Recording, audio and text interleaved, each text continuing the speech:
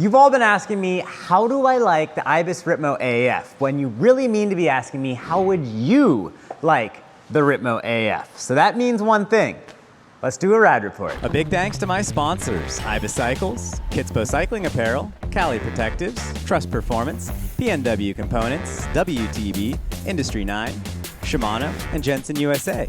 Any purchases from the below links at Jensen USA will directly help support my channel as well. My name's Jeff Kendall-Weed. I'm a professional mountain bike rider, and I spent over 10 years working on the supplier side of the bike industry, which includes 7 years working at Ibis Cycles. Today, I'm still a sponsored rider for Ibis Cycles, and I'm also sponsored by Jensen USA, who is making this very video possible. Thanks, Jensen. I hope you all had a fantastic holiday season. We celebrated Christmas back home in Santa Cruz, California, where I'm from originally. I got any. Melina, can you show me your Etch-a-Sketch? No. Good morning, Merry Christmas. Did you guys see the view?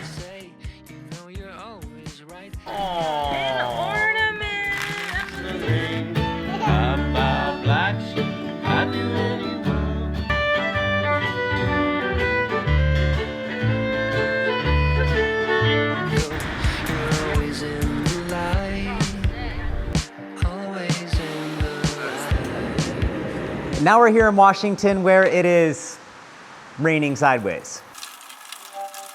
First off, my Ripmo AF is not a stock build. I've put it together with parts from companies that sponsor and support me. It's why I built it from the ground up. A stock Ripmo AF can be as cheap as a $29.99 NX complete build. My Ripmo AF would probably cost well above 7 grand to put together as I have it set up here, and it weighs, and let's see, 35.4 pounds. My bikes always end up super heavy, and that's because I use such heavy duty tires. I use double casing WTB tires because I don't know about you, but I don't like to get flat tires. Let me know if you like this new spot. Cleaned out a corner in the old warehouse here. The rain's pouring down.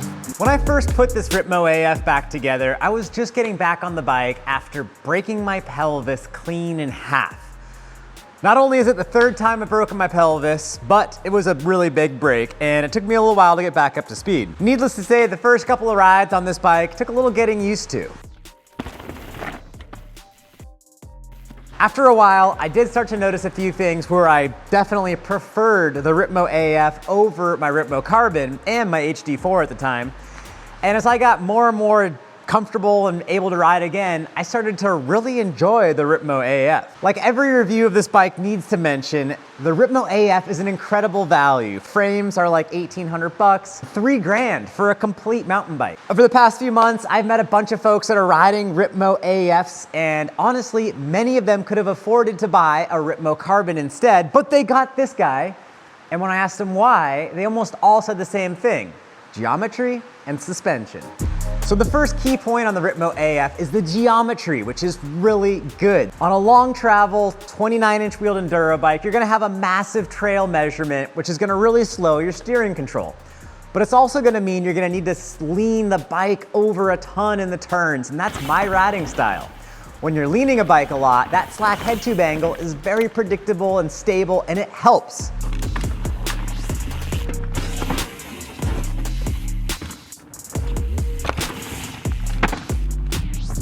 So the head tube angle of the Ripmo AF is 65 degrees. That's a full degree slacker than the Ripmo Carbon. The other reason folks, and myself included, prefer the AF over the Carbon is that the suspension is more progressive. It's the same 147 millimeters of travel, but it doesn't bottom out as easily. People ask me all the time about coil shocks versus air shocks. You know, I haven't had a single complaint with the Foxfloat X2 shock that I've put on here, so I haven't bothered swapping a coil shock on. With what this bike already weighs, with how good the suspension already feels, for me, it's just honestly been too much hassle to put a coil on here. With a coil shock, you lose the adjustability of an air spring. You can't simply add 15 PSI, remove 15 PSI. You have to swap a whole new spring on there. And you can't change the progressivity. You can play with your high-speed compression, but that comes with a lot of downsides as well.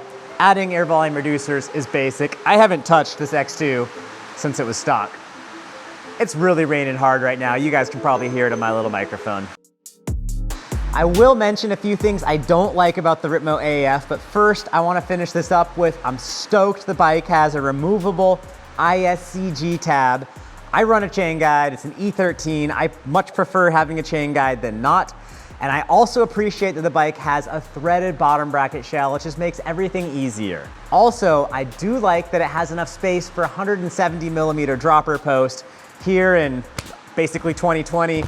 Long travel dropper posts are here to stay. A 170 should be a minimum length dropper post that you consider.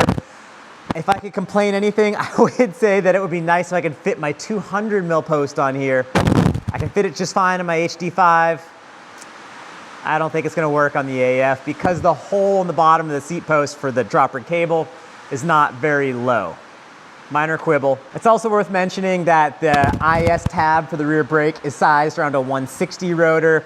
For the way this bike's meant to be ridden with its geometry, its suspension, its wheel size, you want some solid brakes. You want a 180 rear rotor. I wish it had a 180 rear rotor default with the IS tab. My personal issue, but not a big deal at all. It's a $20 adapter. Speaking of rathers, what is it that I don't particularly like about the Ripmo AF? Well, there's two main things. I do notice a bit of flex in the frame. I will not call it a flexi flyer, which is actually a toy from back in the day.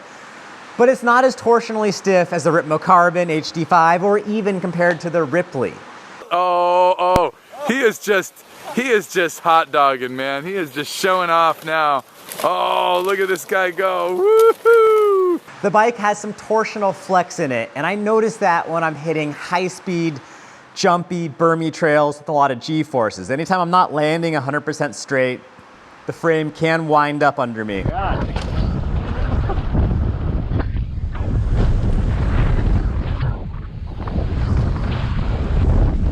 For the average rider that's trail riding, it's not a big deal. I'm about 165 pounds, so keep that in mind. If you're a bigger rider, that might be more of an issue. Perhaps someone who's on the plumper end of the spectrum could give a review and some feedback. Let me know in the comments what you thought about the stiffness. For what it's worth, my Ripley, I use the same wheels as this bike here, and it is a little bit stiffer. This loss of stiffness is the inherent downside to an aluminum bike.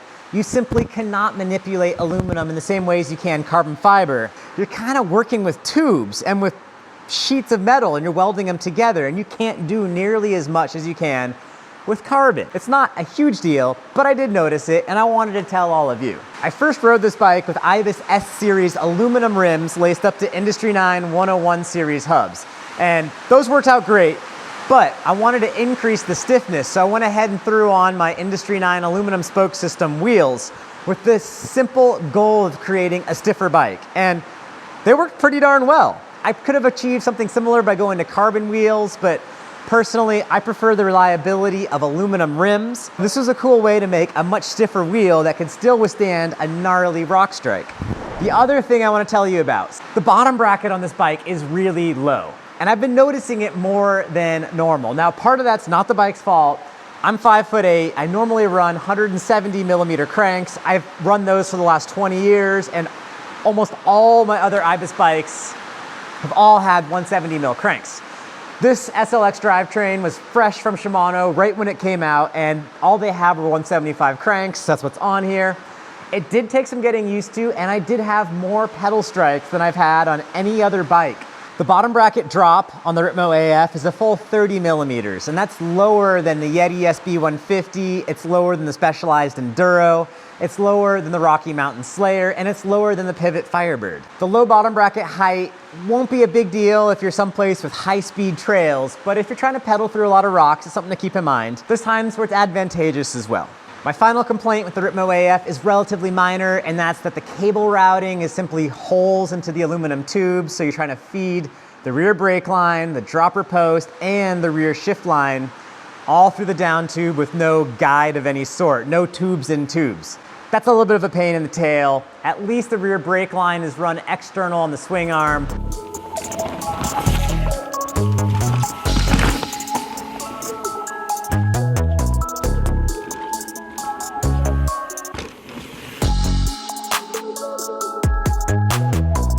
Now, everyone asks me about this crazy looking trussed Shout 178mm travel fork, and I did a ride report about it, which you can check out up here. There's a few things worth mentioning about the fork when it fits onto this bike. The Fox 36 160 fork that I was riding at first on this bike has a 567mm axle to crown height. The Trust Shout fork has a 580mm axle to crown, so it's 13mm longer than this guy here.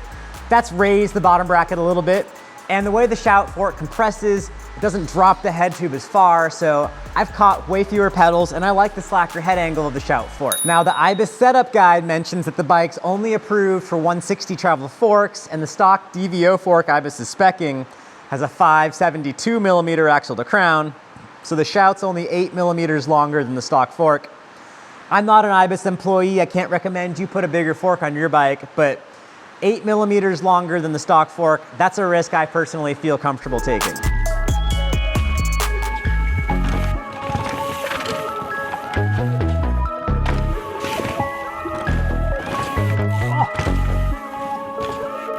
Should you buy this bike? Well, if you live in a place that has very mountainous trails, long uphills, rip-roaring steep downhills, honestly, yes, you should. It's a great bike. If you live more towards the eastern seaboard, for instance, then your trails might be really rocky, flatter, less elevation. Honestly, I think the Ripley would be a better fit for trails like that. The low bottom bracket and the weight of this bike, you're gonna notice that quite a bit more on those more techy, flatter trails than you would notice on the steeper, longer descents out west. Ask around your friends, see if they like this bike. It generally gets very positive reviews and for a good reason, so I feel comfortable recommending it to all of you. I've loved my Ripmo AF. I look forward to riding it a ton more in 2020. And if you're looking for a long travel enduro bike, this is definitely a solid setup.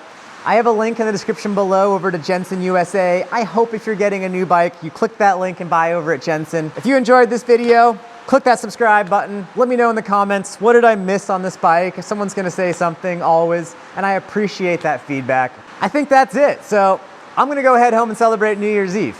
I'll see you guys next time.